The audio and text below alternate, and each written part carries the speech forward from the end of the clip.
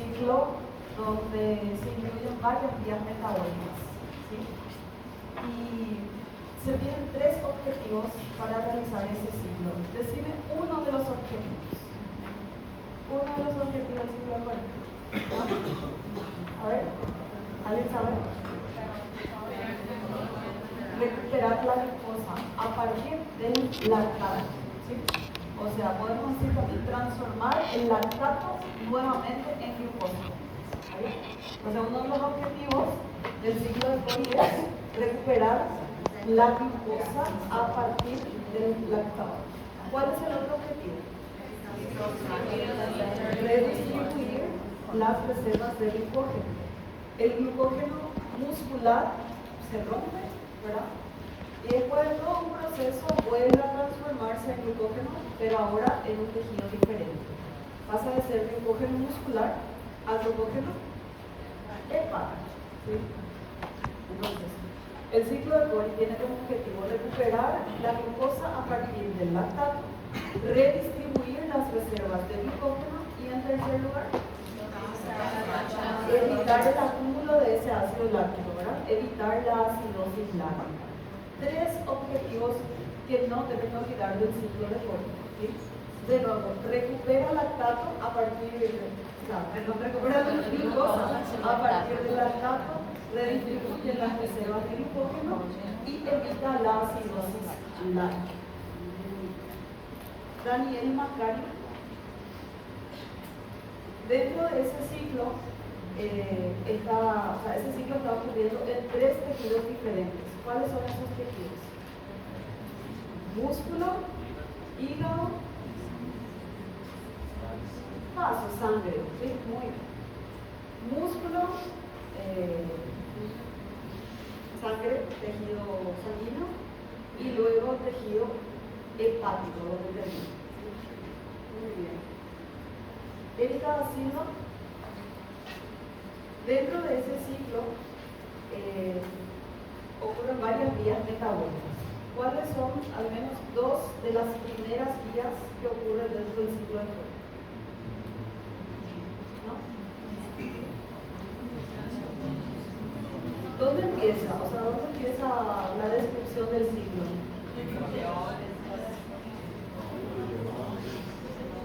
Empieza en el músculo, ¿sí? A través de la glucogenólisis, rotura del glucógeno, ¿sí? Glucogenólisis.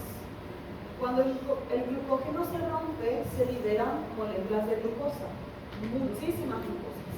Esa glucosa entra ¿a cuál vía? A la glucólisis, ¿sí? Como estamos en un momento de ejercicio intenso donde se va a producir el lactato, esa glucosa se transforma en piruvato y el piruvato entra a la vía anaeróbica, que se llama también fermentación láctica. Ahí ya tenemos tres vías: glucogenólisis, glucólisis, fermentación láctica. El lactato se forma, sale a la sangre, pasa a circulación y luego llega al tejido hepático, donde por reacciones contrarias a la glucólisis se convierte de nuevo en primero piruvato y ya luego a glucosa. ¿Y cómo se llama esa vía de formación de glucosa? Gluconeogénesis. Ahí está nuestra cuarta vía. Esa glucosa que se forma, bien, puede quedarse en el hígado o puede salir de nuevo a circulación y redirigirse a los demás. Si se queda en el hígado, se va a transformar en glucógeno a través de la vía de la glucogenólisis. La quinta vía, son 5 vías. De nuevo, glucogenólisis muscular, ¿sí? Glucólisis, fermentación láctica, gluconeogénesis hepática y glucogenogénesis hepática. ¿Sí? Son 5 vías. Tienen que saber la secuencia, el orden, qué es lo que se rompe primero para poder completar todo ese ciclo. ¿Sí? Hoy también ya vamos a terminar la vía de las pentosas y vamos a ver la formación del glucógeno. Dime. Muscular. glucogenólisis muscular. Empieza ahí, para el ciclo de Cori. Y la formación de glucógeno a nivel hepático. Se rompe en músculo y se forma en hígado. Ahí se cumple el objetivo de la vía, que es redistribuir las reservas de glucógeno. Lo que era glucógeno muscular se rompe, pasa por todo el proceso de utilización y luego se reconvierte en glucógeno, pero a nivel hepático. Natalia Silva, hay una característica principal del ciclo de Cori. ¿Cuál es?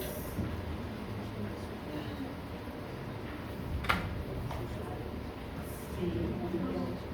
La vía de el ciclo de Cori, el conjunto de vías, es una vía energéticamente deficitaria, deficiente, porque se gasta más energía de lo que se produce.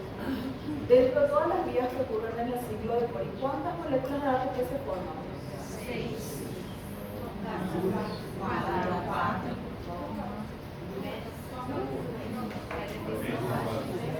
¿Cuántas moléculas de ATP se forman? ¿Cuántas moléculas de ATP se forman? 2. Se forman. ¿Y cuánto se gasta? Eso. Cuidadito, que porque eso es lo que hace que se pierdan puntos en los exámenes.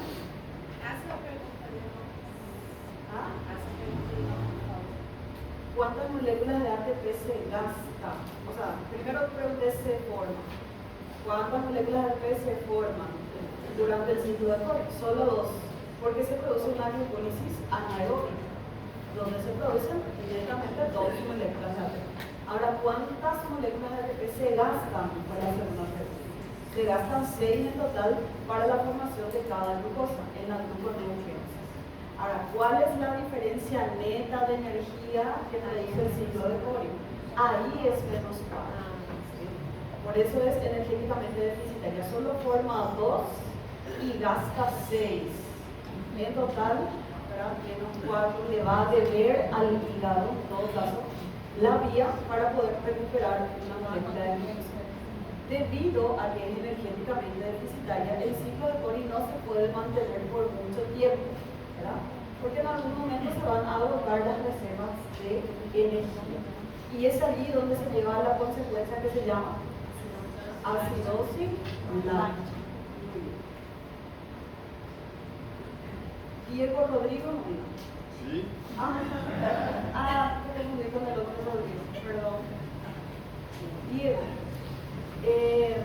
Cerrando el ciclo de Cori, eso es lo más importante que tenemos.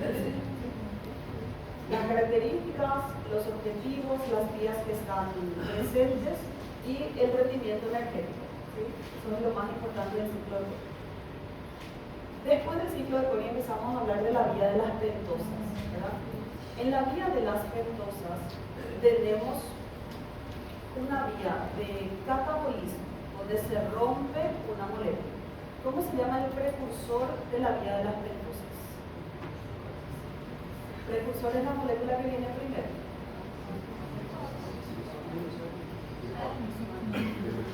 Pero va a estar mucho más hacia abajo.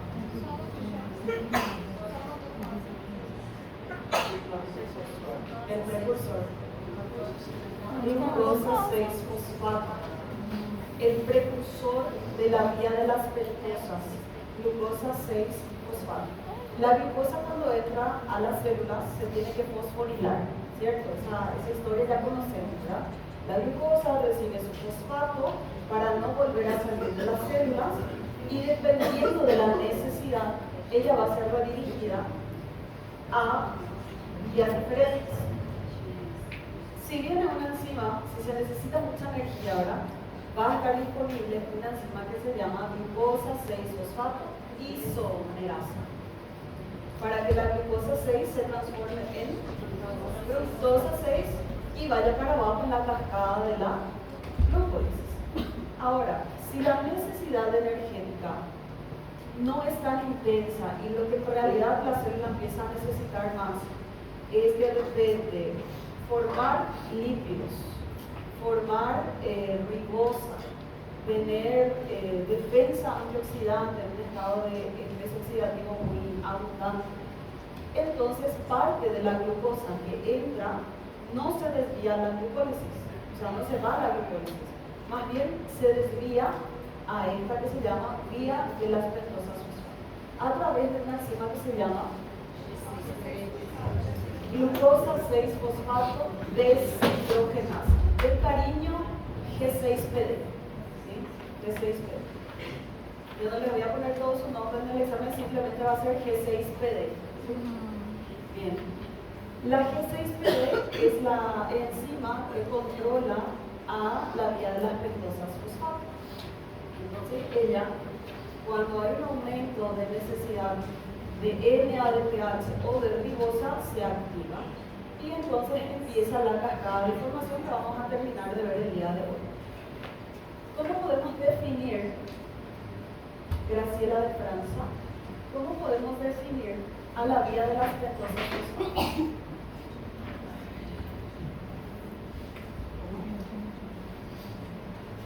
¿Alguien me puede ayudar?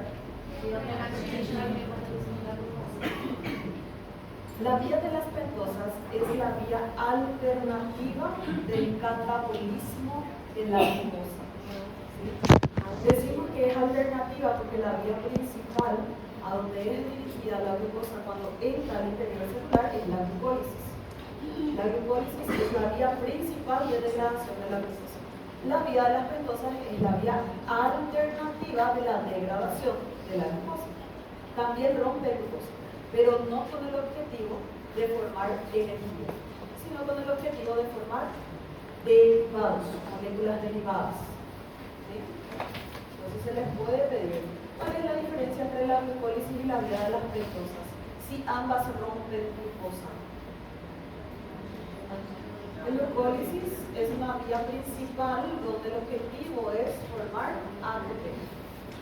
La vía de las pentosas es una vía alternativa donde el objetivo es formar derivados de la glucosa para otros menesteres, para otras cosas que se necesiten dentro de la célula. ¿Cuáles son los objetivos, Marco Antonio Meneses? ¿Cuáles son los objetivos de la vía de las pentosas? Son tres grandes objetivos también. A ver. ¿Qué buscamos con la vía de las pentosas? NADPH, un transportador de electrones parecido al NADH, pero este tiene P porque tiene fosfato. ¿Sí? El NADPH, generar NADPH, generar también ribosa 5-fosfato, que nos va a ser útil para formar nucleótidos más adelante para poder formar ARN y ADN. ¿Sí? Y por último tenemos la formación de intermediarios de la glucólisis, entre ellos fructosa 6 y gliceraldehído 3-fosfato. Los dos principales son el NADPH y la ribosa 5-fosfato. ¿Sí?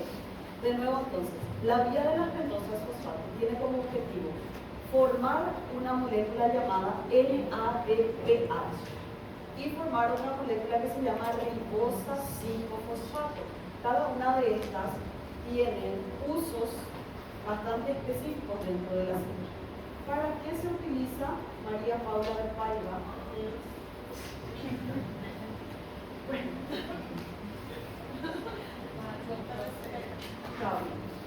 ¿Para qué se necesita, o sea, para qué se utiliza el NADPH? Muy bien. Biosíntesis de lípidos. ¿Qué más? Defensa antioxidante.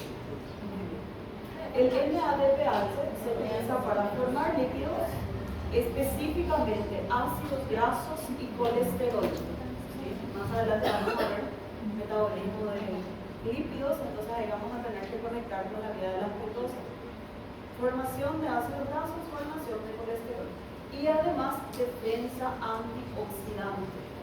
El NADPH participa en una vía bastante conocida que es la vía del glutatión, que lo que hace es neutralizar radicales libres, ¿sí? El peróxido de hidrógeno principalmente. Entonces lo que hace es proteger a las células evitando el acúmulo de radicales libres. Sí. Evita el envejecimiento celular y la lisis celular por estos radicales libres. ¿Sí? En realidad retrasa, ¿verdad? No es que evita, retrasa. Así es. ¿Y cuál es el objetivo del leodonato?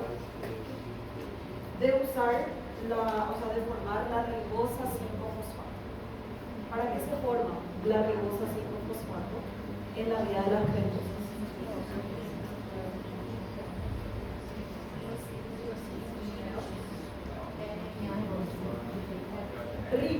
Ribosa. ¿Sí? La ribosa es un azúcar, es un carbohidrato de 5 carbonos que se utiliza para ensamblar, para armar los nucleótidos. ¿Sí? Primero, los ribonucleótidos que se utilizan para la formación de ARN, y luego estos ribonucleótidos que vamos a formar por biosíntesis, vamos a reducirlos, vamos a transformarlos y le vamos a sacar un oxígeno a ese azúcar y le vamos a transformar de ribosa a desoxirribosa. ¿Sí? Le vamos a sacar oxígeno. Específicamente en el carbono 2, entonces se va a llamar 2-desoxirribosa para poder formar los desoxirribonucleótidos que se utilizan para el ADN. En resumen, palabras cristianas, la ribosa se necesita para formar ribonucleótidos y desoxirribonucleótidos para los ácidos nucleicos. ¿Cuál es el beneficio?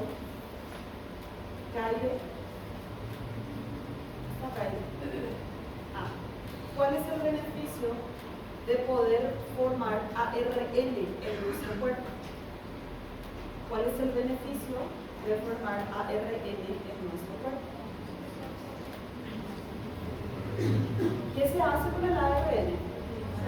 Proteínas. El ARN es la copia de nuestro material genético que se saca hacia el citoplasma junto a los ribosomas para poder hacer el proceso de traducción, expresión química o biosíntesis proteína. ¿Sí? Entonces, el beneficio de poder tener ribosa y luego los ribonucleótidos es que se van a poder formar tranquilamente nuestras proteínas. ¿Y cuál es el beneficio? Giovanna Esteves. ¿Cuál es el beneficio de poder tener los desoxirribonucleótidos? Excelente. Se puede duplicar el material genético allá en la fase sintética del ciclo celular y entonces asegurar la división celular. Bueno, ¿cuántas fases, Alexandra? ¿Cuántas fases tiene la vía de las pentosas? 2. ¿Cuáles son? Vía oxidativa y vía no oxidativa. Bueno, entonces vamos a ver un poquito cómo funciona.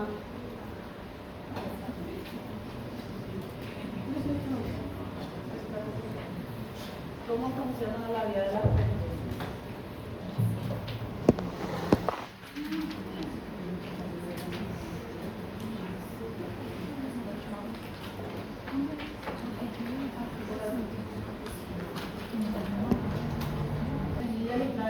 Más preparados para poder avanzar un poco más, porque como les dije necesitamos ya avanzar en lo que es metabolismo de carbohidratos. Entonces ahora vamos a terminar de ver la vida de las pentosas y ya vamos a hablar sobre la formación del glucógeno también. ¿Sí? Vamos a tratar de ir haciendo 2 días por clase para poder llegar. ¿Sí? La fase oxidativa de la vía, la fase oxidativa de la vía de las pentosas se caracteriza por la presencia de reacciones irreversibles. Esto quiere decir que ellas solamente van a apuntar de arriba para abajo hacia la cascada. No van a poder volver hacia atrás en caso de que se necesite, ¿sí? Solo para abajo. La glucosa 6-fosfato que viene de la transformación de la glucosa por la exoquinasa o la glucoquinasa, en lugar de irse a la glucólisis, pasa a la vía de las pentosas fosfato, ¿sí? Entonces, esta glucosa 6-fosfato va a ser interceptada o recibida por la enzima G6PD. Glucosa 6-fosfato deshidrogenasa. Ya en esta primera reacción vamos a tener a un participante llamado NADP más. Sería el mismo esquema, el mismo comportamiento que el NAD más, solo que en este caso tiene fosfato. ¿Qué le pasaba al NAD más allá en la glucólisis? ¿Qué iba a recibir? Hidrógenos, ¿se acuerdan? Va a ser la misma cosa. Dos de los hidrógenos que van a salir de la glucosa van a llevar sus electrones. Estos electrones, uno de estos hidrógenos le va a regalar su electrón al otro y se va a formar un protón, ¿cierto? ¿Cómo se llamaba este? Ion hidruro. El ion hidruro se va a unir a nuestro NADP más, transformándose en NADPH.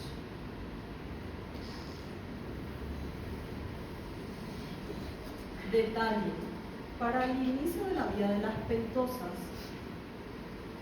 van a ocurrir simultáneamente tres de estas reacciones. Tres glucosas 6-fosfato van a entrar juntos a transformarse en los mismos intermediarios, porque va a llegar un punto en la vía de las pentosas que vamos a necesitar tres intermediarios juntos para poder interactuar.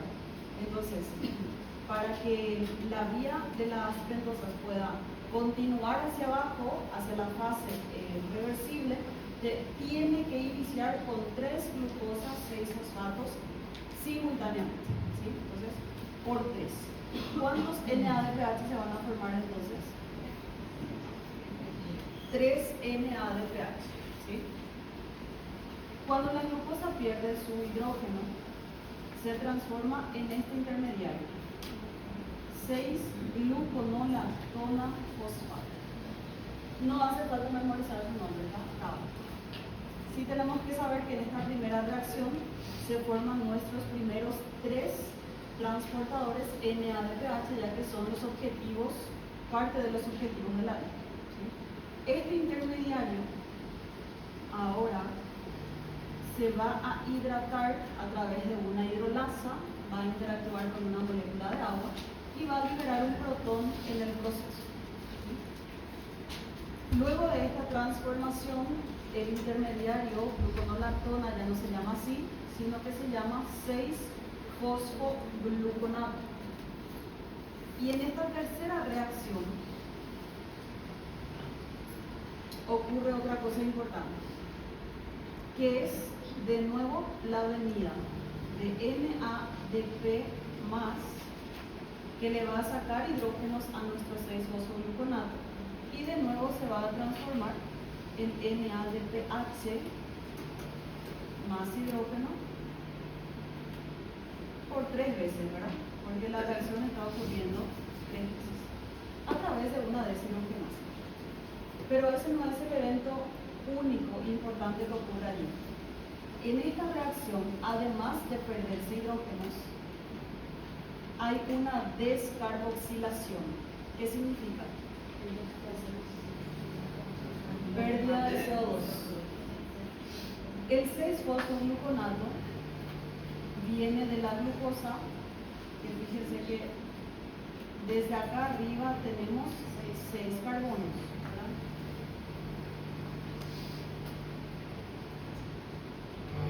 no hubo pérdida de carbonos en el proceso todavía. Recién aquí, en esta tercera reacción, se pierde menos un carbono.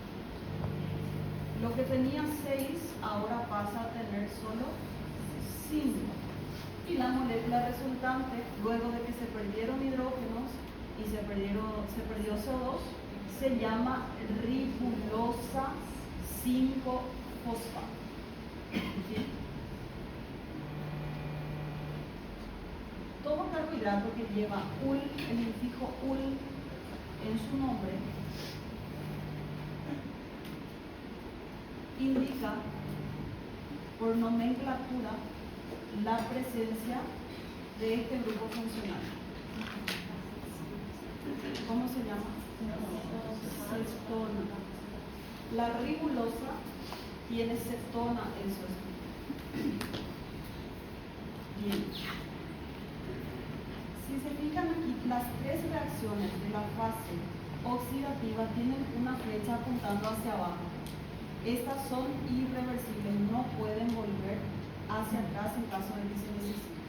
Por lo tanto, cada vez que la célula necesite formar NADPH, va a empezar con glucosa, va a pasar hasta ribulosa, y la ribulosa tiene que terminar hasta la última reacción de la vía si es que se quiere volver a empezar para formar más NADPH. No se puede volver atrás y volver a formar solo en este esquema de 3 reacciones, sino que se tiene que terminar todas las reacciones que vamos a ver a continuación. Bien, ¿qué es lo más importante de la fase oxidativa? La formación de nuestro NADPH, ¿sí? Y la formación de la primera pentosa. Entonces, la vía se llama vía de las pentosas, justamente porque vamos a romper la glucosa de 6 carbonos para obtener moléculas de 5 carbonos. ¿Sí? Entonces, ¿en qué fase de la vía de las pentosas se forma el NADPH? En la fase oxidativa. Una vez que llegamos a ribulosa 5-fosfato, empieza la fase no oxidativa. ¿Qué significa oxidativa o no oxidativa? No, ¿qué significa? Oxidativa quiere decir pérdida de electrones, ¿sí? Entonces aquí hay una rotura. En la fase oxidativa hay oxidación, hay rotura, hay pérdida de electrones. Y si digo fase no oxidativa, entonces ya no se van a romper moléculas, ya no se van a perder carbonos. Simplemente va a haber un reordenamiento. ¿Sí? Al decir no oxidativa ya tenemos que, ¿cómo se dice? Ya tenemos que pensar un poquitito, aquí ya no se rompen moléculas. ¿Sí? Simplemente hay un reordenamiento molecular. En la fase no oxidativa, que se caracteriza por la presencia de reacciones reversibles, va a ocurrir lo siguiente. En realidad la vía de las pentosas va a tener 2 puntos de corte. Va a poder ocurrir hasta ribosa 5-fosfato, que sería esto que les voy a decir ahora, o puede continuar un poco más allá, dependiendo de la necesidad.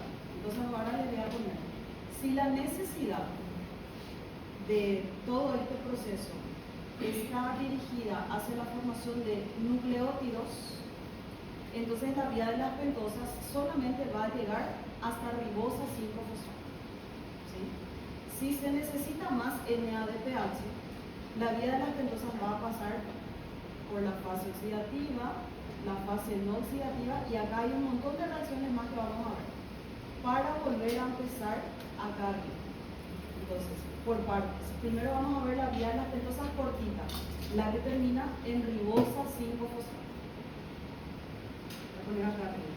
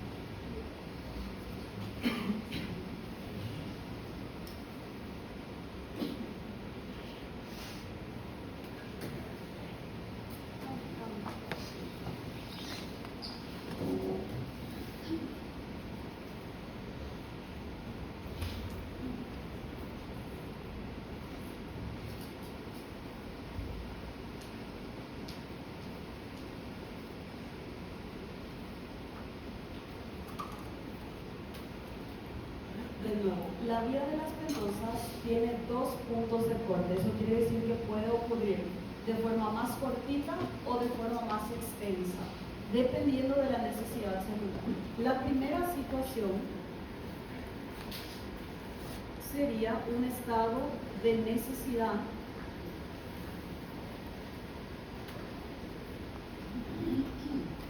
de nucleótidos. Ya cuando necesitamos división celular en grandes cantidades.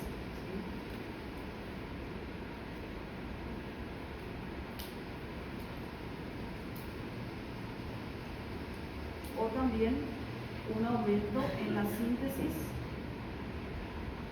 proteica. Entonces, si el cuerpo necesita formar nucleótidos en grandes cantidades, ¿qué necesita primero? Ribosa 5-fosfato. Entonces, todas las glucosas que vayan entrando a la vía de las pentosas van a tener que transformarse hasta ribosa 5 y de ahí llevarse a la formación de los nucleótidos. No hay necesidad de que la vía de las pentosas continúe para abajo. Simplemente se corta en ribosa y estas ribosas ya se van llevando directamente a la formación de esos nucleótidos. Una vez que llegamos al punto de la ribulosa, sí o sí tenemos que pasar por la fase oxidativa. Entonces sí o sí se van a formar nuestros primeros 3, 6 NADPH. Sí. Quando chega na ribose 5-fosfato ali, e eu preciso de nucleótidos, acaba aí sim. Sí, exacto. Ah, tá. Sí, eso voy a escribir después de dónde se va a ir esa ribosa a partir de ahí. ¿Sí? Entonces, la primera situación es que la célula necesite nucleótidos. Entonces, la vía de las pentosas empieza en glucosa 6, continúa todo su camino en la fase oxidativa y llega hasta aquí. ¿Sí? Una vez que obtenemos la ribulosa, las ribulosas, porque recordemos que son 3 reacciones al mismo tiempo, vamos a obtener esto. Ribulosa 5, ribulosa 5, ribulosa 5. Aquí ya las separé. ¿Sí? Ya hice 3 reacciones al mismo tiempo. Las primeras 2 ribulosas van a ser recibidas por una enzima llamada epimerasa.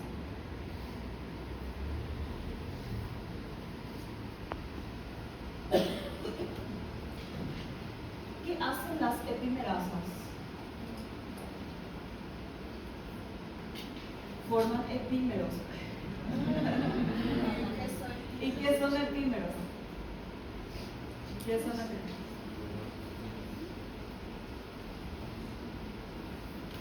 Los epímeros son un tipo de isómeros. ¿Qué son isómeros? Están todo conectados. Okay.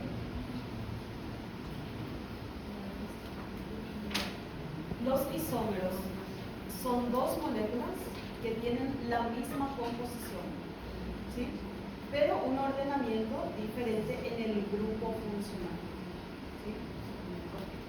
Los epímeros son un tipo de moléculas que también tienen la misma composición y un ordenamiento diferente.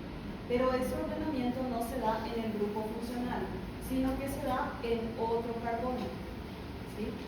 Los epímeros tienen de diferencia solamente la posición de uno de sus sustituyentes, de una de sus moléculas unidas, de izquierda a derecha. Ejemplo.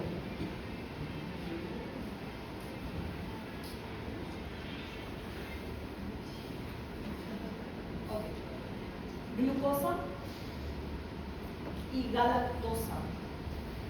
Escucharon hablar de los dos ya, ¿verdad? Glucosa y galactosa. La glucosa y la galactosa tienen 6 carbonos, tienen 2 hidrógenos y 6 oxígenos. Son la misma cosa, tienen la misma composición. Pero ¿qué pasa? En el carbono 4 de la glucosa, su grupo OH, su alcohol, está hacia la derecha. Y existe otra molécula de la naturaleza que tiene la misma composición, pero en el carbono 4 ese OH está a la izquierda. Entonces se dice que estos dos son epímeros. tienen la misma composición, pero un cambio de posición no en el grupo funcional, sino en otro carbono. ¿Sí? Entonces, la galactosa es un epímero de la glucosa, la misma composición, pero solo en el carbono 4 tienen de lados opuestos el OH. La manosa también es un epímero de la glucosa, pero la diferencia entre ellas no está en el carbono 4, está en el carbono 2. ¿Sí? Entonces existen varias moléculas en la naturaleza que tienen la misma composición, el mismo grupo funcional, pero la diferencia está en el resto de su cadena. Ok, en el caso de la vía de las pentosas, la ribulosa tiene también epímeros, tienen también moléculas que existen con la misma composición, pero un cambio específico en un carbono, ¿sí? Con el mismo grupo funcional. Cuando la ribulosa es recibida por la epimerasa, hace ese cambio de posición específico en el carbono X. Cuando la ribulosa sufre el cambio de posición a través de la epimerasa, se transforma en su epímero, que se llama silulosa 5-fosfato, con X. Silulosa 5-fosfato. Las dos primeras ribulosas van a venir a ser interceptadas por la epimerasa y entonces vamos a tener dos silulosas 5-fosfato. Les puse en colores diferentes las silulosas para que puedan ver dónde terminan cada una de ellas después. ¿Sí? Ok, las primeras dos a través de la epimerasa y la última ribulosa va a venir a ser interceptada por una isomerasa. ¿Qué hacían las isomerasas? Cambio de posición, pero del grupo funcional. La ribulosa, ¿qué grupo funcional tenía? Cetona. ¿En qué se puede convertir ese grupo cetona? Según lo que ya habíamos visto anteriormente. En aldehído. Al hacer ese cambio del grupo funcional, lo que era ribulosa 5-fosfato, ahora cambia a ribosa 5-fosfato, que es nuestro precursor para los nucleótidos. Como estamos en un estado de necesidad de división celular o de síntesis proteica, esto es lo que nosotros tenemos que formar en grandes cantidades. ¿Sí? A nosotros no nos va a servir esta celulosa, porque estas van a pasar hacia abajo en otras reacciones, si es que la vía continúa. Necesitamos formar más ribosa. Entonces, como las epimerasas siguen allí y estamos en la fase no oxidativa, que es reversible, ¿qué será que va a pasar? Si de repente la necesidad de nucleótidos aumenta. Estas celulosas van a volver hacia atrás a través de la epimerasa, se van a volver a transformar en ribulosa y las ribulosas le van a esperar a la isomerasa. ¿Para qué? Para aumentar la producción de ribosis. De ahí la característica importante de reacciones reversibles a partir de esta reacción. Si de repente cambia la necesidad, entonces todas las celulosas que se estaban formando y estaban yendo para abajo, vuelven hacia arriba y se desvían a la formación de más ribosis.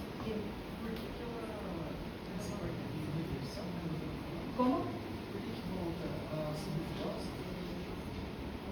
¿Por qué? Porque estamos explicando un estado de necesidad de nucleótidos. Cuando la célula necesita formar más nucleótidos, ya sea para aumentar la síntesis proteica a través del ARN o división celular a través del ADN, entonces necesitamos formar muchas ribosas 5-fosfato. La vía de las pentosas está aconteciendo hasta más reacciones hacia abajo, que es lo que vamos a ver después. De repente, si cambia la necesidad, la vía de las pentosas no ocurre completo, sino que termina acá, en ribosa 5-fosfato. Estas celulosas, que tendrían que pasar en reacciones más para abajo, en lugar de pasar hacia abajo, vuelven hacia atrás a través de la misma epimerasa, se vuelven a transformar en ribulosas para que una isomerasa venga a transformarlas también en ribosa 5-fosfato. Y así todos los intermediarios se llevan a la formación de la ribosa, aprovechando que se necesita formar más nucleótidos. ¿Sí? Entonces, si la necesidad de nucleótidos está aumentada, la vida de la glucosa termina acá. Pasa por la fase oxidativa y la primera reacción de la fase no oxidativa, aumentando la concentración de ribosa 5-fosfato. ¿Se forma NADPH? Sí se forma, porque esta va a ser liberada en la fase oxidativa, pero ya no continúa hasta en los productos, por ejemplo, que conectan con la glucólisis. ¿Se acuerdan de los objetivos de la vida? Formar ribosa, formar NADPH y formar intermediarios de la glucólisis, como fructosa 6 y gliceraldehído. Acá no vemos esos nombres. ¿Por qué? Porque estos están más para abajo. ¿Sí? Ok. Entonces, estas ribosas 5-fosfatos se van a llevar para la biosíntesis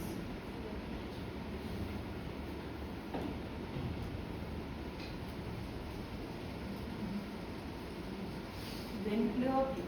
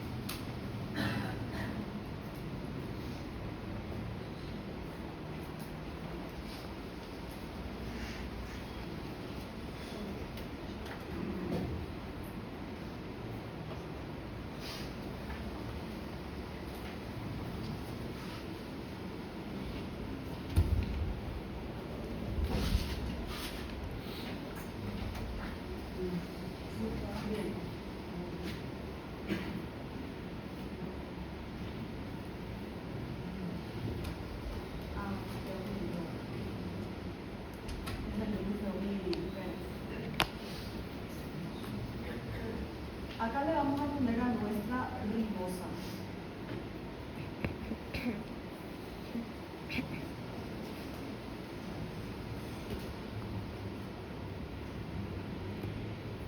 La ribosa va a entrar a una vía que nosotros también vamos a estudiar, que es la biosíntesis de nucleótidos, para la formación de purinas y pirimidinas. Entonces, esta va a entrar a esa vía y como resultado vamos a tener los ribonucleótidos,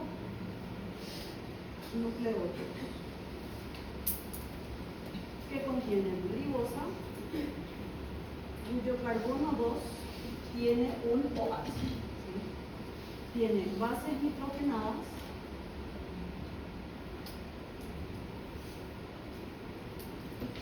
adenina, guanina, citosina, timina, uracilo, dependiendo del tipo. Estas que son dibujadas así con doble anillo son las purinas. Las pirimidinas no tienen este anillo, tienen anillo zinc. ¿Sí? Bases nitrogenadas y fosfato.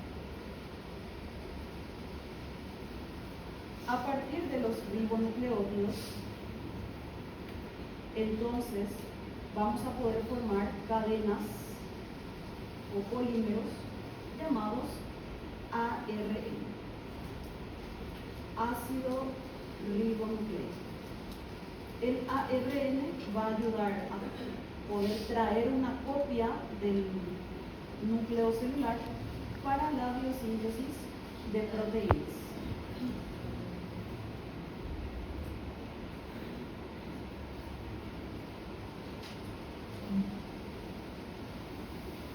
Siempre y cuando tengamos ribosa 5, vamos a poder formar ribonucleótidos, aseguramos poder copiar el material genético y entonces podemos hacer proteínas tranquilamente.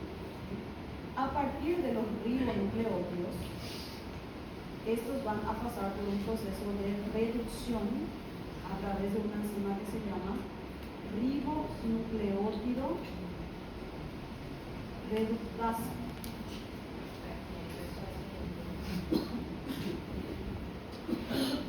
Donde lo que va a ocurrir es que esta molécula va a perder el oxígeno del carbono 2 para transformarse en desoxirribosa. Específicamente dos. No es que hay dos moléculas de ribosa, sino que es la posición de la pérdida del oxígeno, 2-desoxirribosa, para formar entonces los desoxirribonucleótidos y de esta manera asegurar que se pueda duplicar nuestro material genético en la fase sintética del ciclo celular, y entonces se puede producir la replicación, asegurando la división celular. Esto nos va a ayudar a poder reparar tejidos cuando algo se está descomponiendo en nuestro cuerpo. Entonces asegurar de esta manera que el tejido siga funcionando. ¿Cuál es la importancia entonces de la vía de las ventosas en la formación de nucleótidos?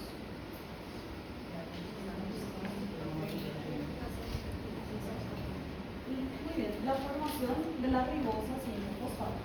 A partir de la ribosa 5-fosfato vamos a obtener nuestros ribo y desoxirribonucleótidos, asegurando biosíntesis proteica y división celular. Si esto no funciona, esto no hay. Si la vía de las pentosas no funciona, no tenemos ribosa. Sin ribosa no tenemos ribonucleótidos.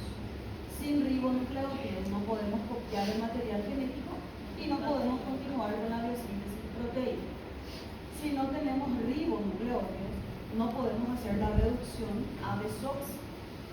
Y entonces no podemos duplicar el material genético y no tenemos división celular.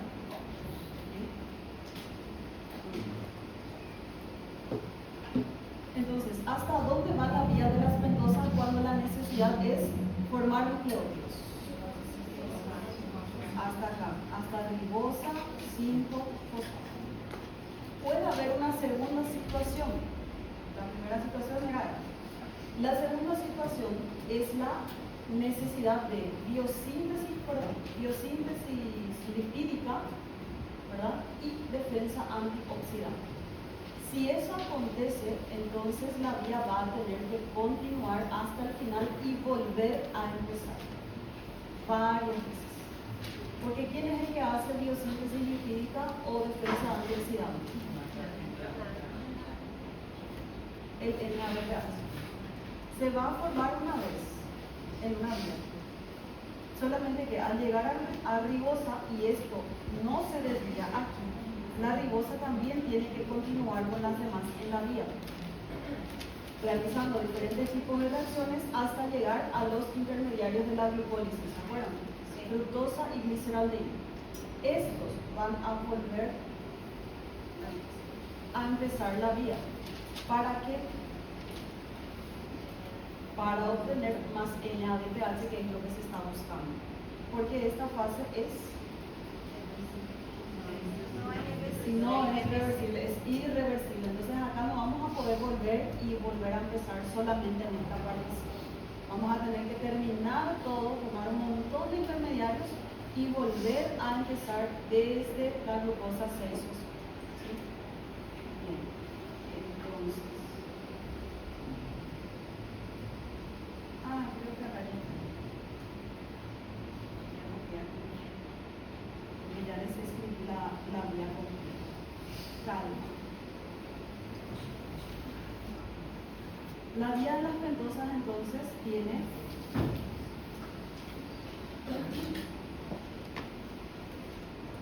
dos situaciones. La primera era la necesidad de nucleótidos. La segunda va a ser necesidad de NADPH. ¿Para qué? Para biosíntesis lipídica barra defensa antioxidante.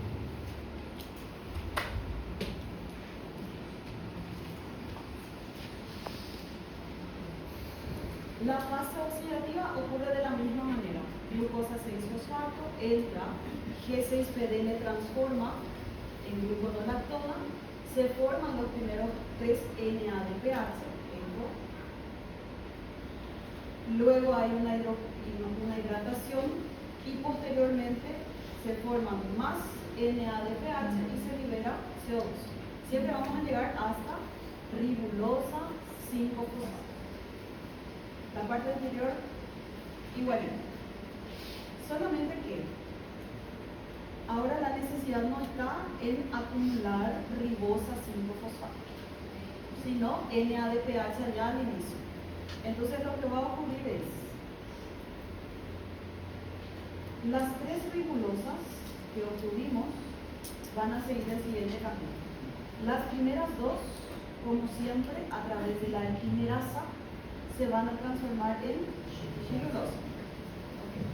La tercera ribulosa, a través de la isomerasa, se va a transformar en ribosa 5-fosfato, así como anteriormente. Solamente que ahora estas ribulosas ya no van a volver hacia atrás, sino que van a continuar la cascada hacia abajo. No, siguen siendo reversibles las reacciones, pero ya no se van hacia atrás porque la necesidad nos dice que tenemos que ir hacia abajo. La fase no oxidativa siempre es reversible, porque claro, si yo estoy necesitando de repente defensa antioxidante, todo va hacia abajo. Pero de repente necesito división celular en grandes cantidades. Entonces todas las celulosas que estaban yendo para abajo vuelven hacia atrás. Tienen esa capacidad de volver hacia atrás. Pero en un estado de necesidad de división celular, de biosíntesis lipídica y defensa antioxidante, van a ir todos para abajo.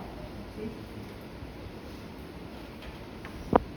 Vamos a empezar con las primeras celulosas que están hacia el ladito.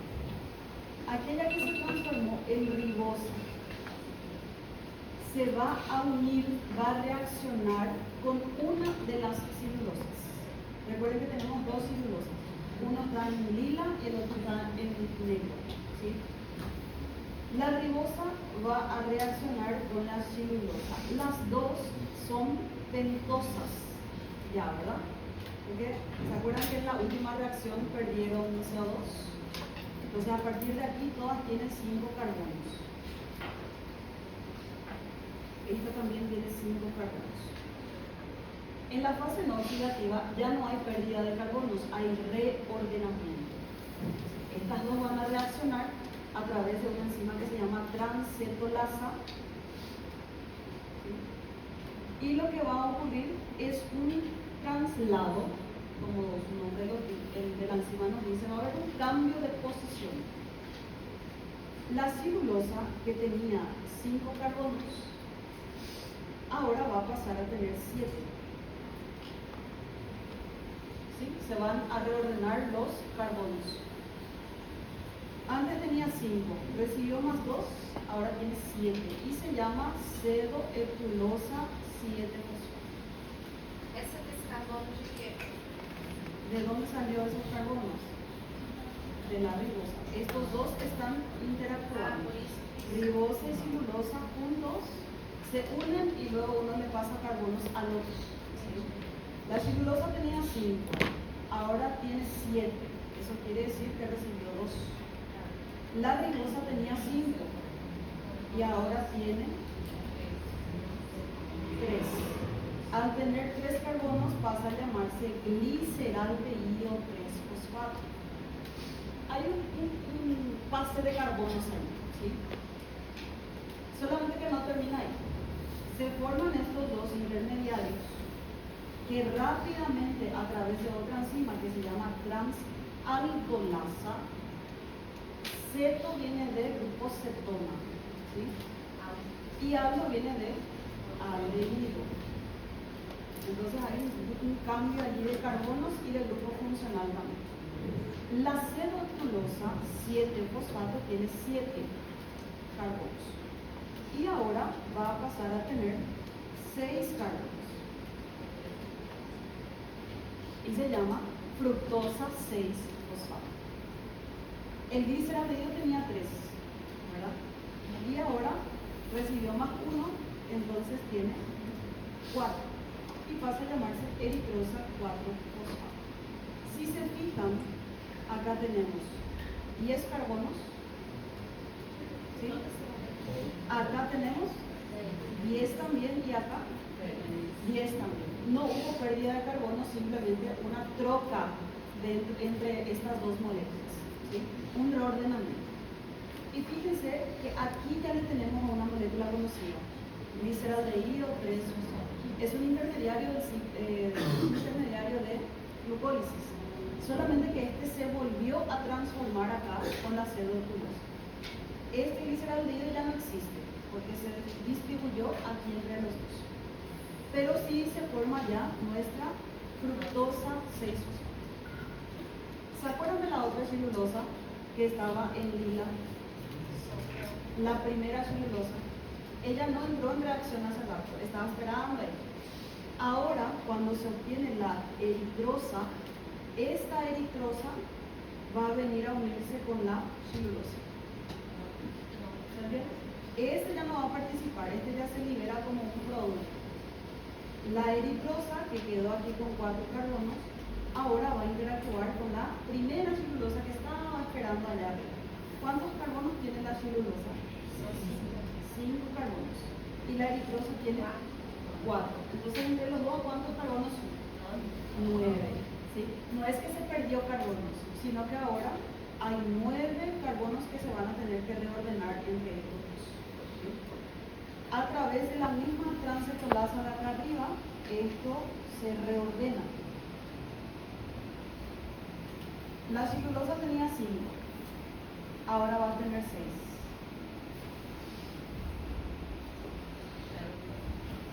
¿Sí? Y la eritrosa tenía 4, ahora va a tener 3. Entonces, como productos finales, le vamos a tener a la fructosa 6-fosfato y al gliceraldehído 3-fosfato, los cuales, a través de isomerasas, la fructosa específicamente puede transformarse en glucosa 6-fosfato. ¿Y esta inicia qué cosa?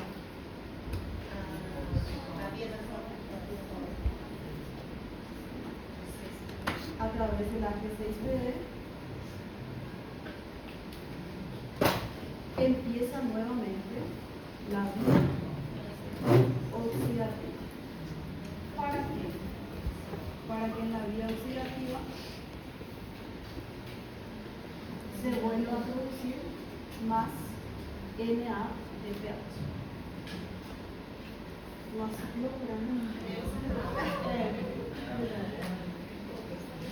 No hace falta memorizar todos estos nombres, celulosa, eritrosa, no hace falta. ¿Qué tenemos que saber?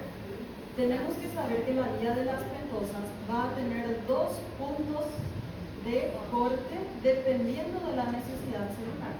Si se necesita ribosa en la primera parte de la vía no oxidativa, ya se va a cortar, porque todos los intermediarios van a terminar siendo ribosa 5-fosfato, asegurando formar ribonucleótidos y desoxirribonucleótidos. ¿Sí? Ahora, si la necesidad es NADPH, porque tenemos que hacer biosíntesis lipídica o tenemos que hacer defensa antioxidante, esa ribosa no se va a acumular, no van a formarse grandes cantidades, sino que van a seguir más reacciones hacia abajo de la cascada para terminar en fructosa 6-fosfato y gliceraldehído 3-fosfato, los cuales pueden irse directo a la glucólisis en el momento en que ya no se necesite más NADPH. Pero sí se necesita, a través de las enzimas de la glucólisis, van a volver hacia atrás en la vía para volver a transformarse en el intermediario, en el gaso, en el precursor glucosa 6-fosfato e iniciar nuevamente toda la vía, asegurando tener grandes cantidades de NADPH. Tem demanda maior de uma via ou da outra, ou acontece normalmente ao mesmo tempo? Acontece al mismo tiempo, pero van a haber situaciones en donde uno está en mayor necesidad. Por ejemplo, cuando estamos bajo una infección bacteriana o una infección viral, de repente aumentan los radicales libres, aumenta el estrés oxidativo. Entonces, vía de las ketosas, en lugar de hacer división celular, de desviar la vía hacia esa producción de ribosa, termina la vía en mayor proporción para formar más NADPH. O en el caso de que se esté de repente reparando un tejido, no se necesita tanta defensa antioxidante, siempre necesitamos defensa antioxidante, pero de repente se libera un poquito más esa zona para poder asegurar la biosíntesis proteica. ¿Sí? Entonces siempre va a acontecer todo al mismo tiempo, pero en ciertas necesidades, ciertas situaciones, uno va a estar más acentuado que el otro. ¿Sí? Muy bien. Todas as vezes que perde carbono, então é irreversível. Todas as vezes, então, ¿Cómo así? quando se perde o carbono, ela vai ser irreversível. Quando se reordena, ela pode ser reversível. No en todas las reacciones. Depende de la enzima que esté participando. Porque es la enzima la que va a tener la capacidad de revertir esa situación o no. Independientemente si pierde carbono, oxígeno, hidrógeno, etc. Depende. No es una ley así general. Entonces, asegurando la formación del NADPH, que se va a llevar a la biosíntesis lipídica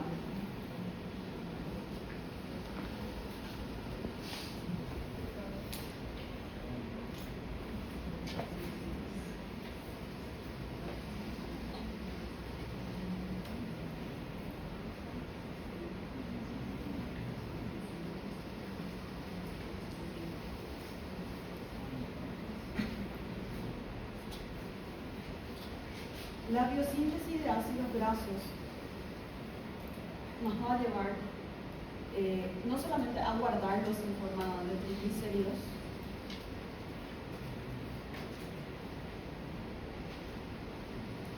biosíntesis de triacilglicerol,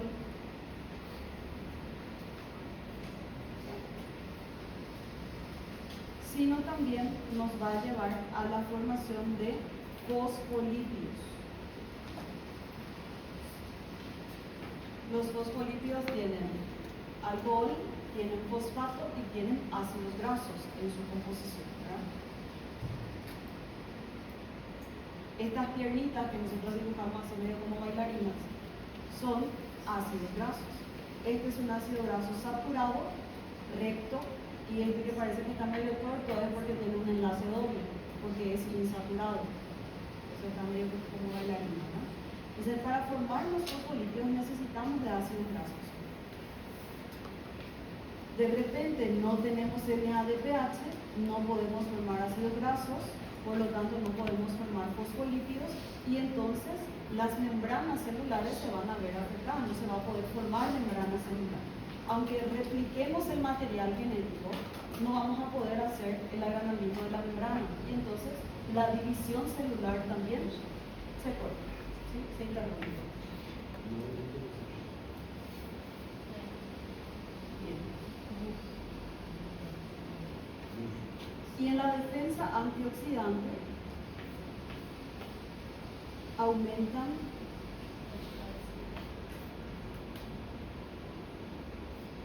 voy a poner combate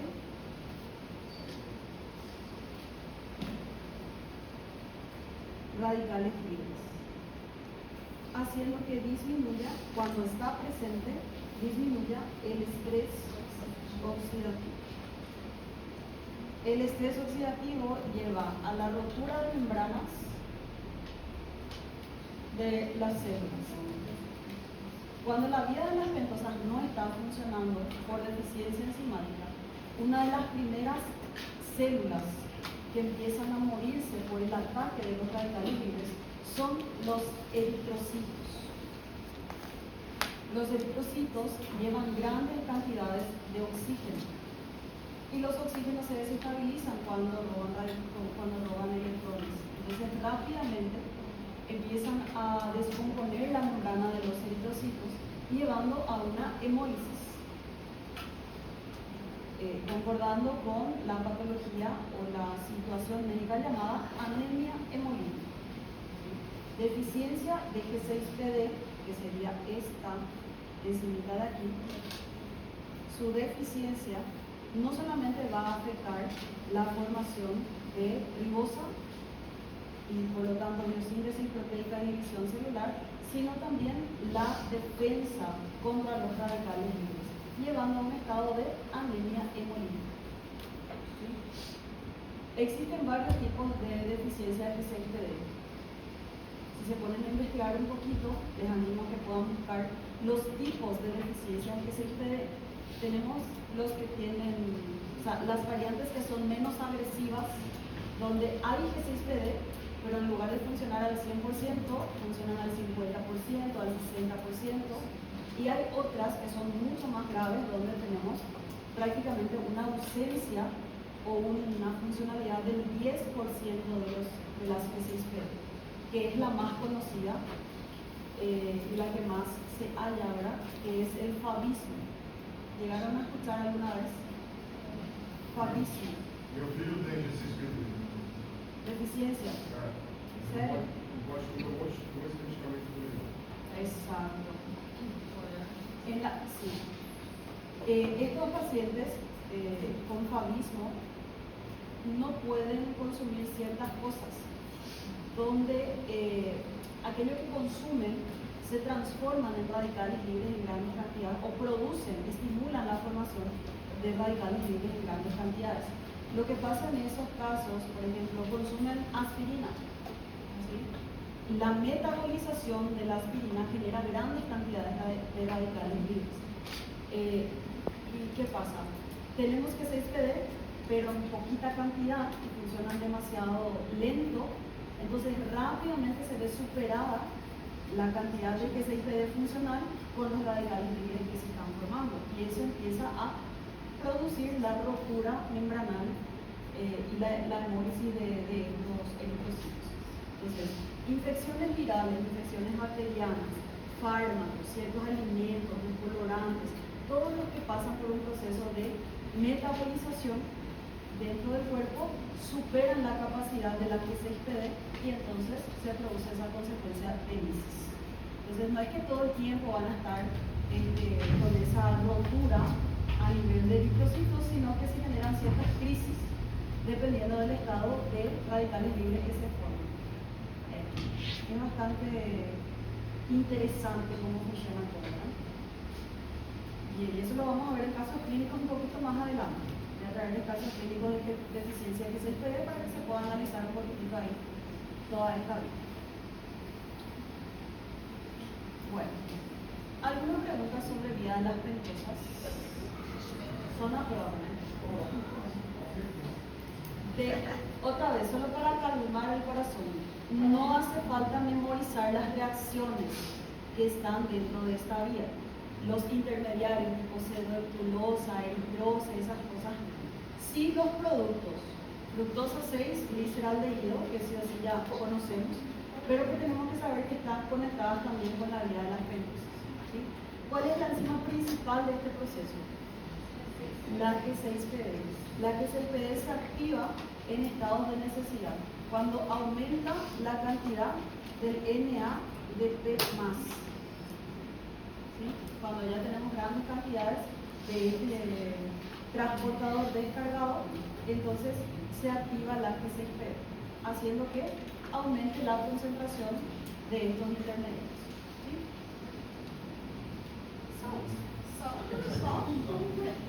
Por el momento,